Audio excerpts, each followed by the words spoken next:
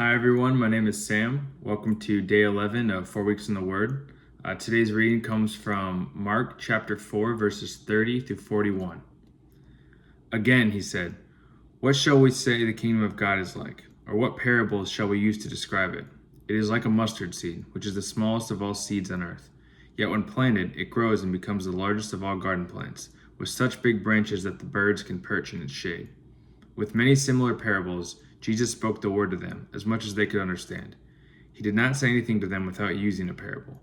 When he was alone with his disciples, he explained everything. That day when evening came, he said to his disciples, "Let us go over to the other side." Leaving the crowd behind, they took him along just as he was in the boat. There were also other boats with him. A furious squall came up, and the waves broke over the boat so that it was nearly swamped. Jesus was in the stern, sleeping on a cushion. The disciples woke him and said to him, "Teacher, don't you care if we drown?" He got up, rebuked the wind, and said to the waves, "Quiet, be still." Then the wind died down and it was completely calm. He said to his disciples, "Why are you so afraid? Do you still have no faith?" They were terrified and asked each other, "Who is this? Even the wind and the waves obey him." So, looking at the first parable in this section, so the parable of the mustard seed, really makes me think about the insignificant beginnings of the kingdom of God.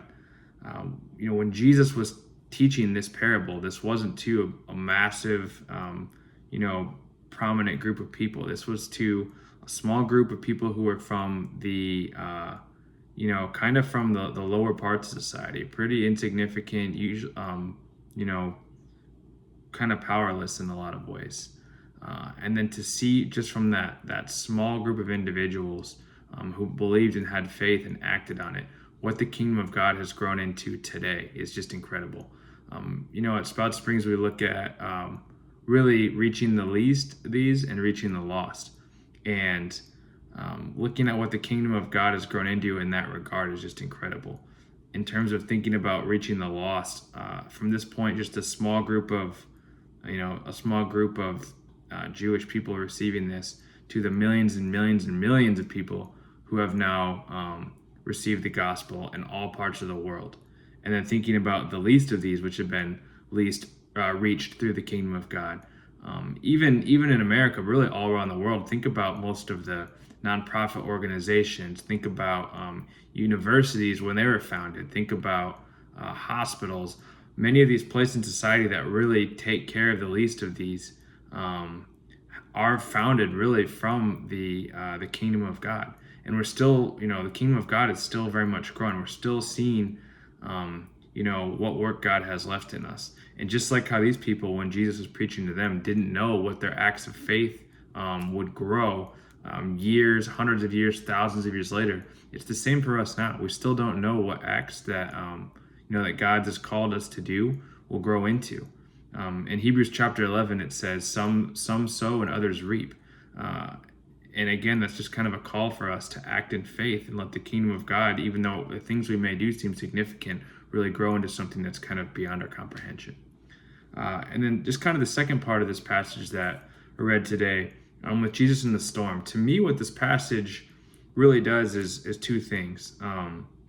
One, obviously, demonstrating Jesus' divine power with just three words, quiet, be still.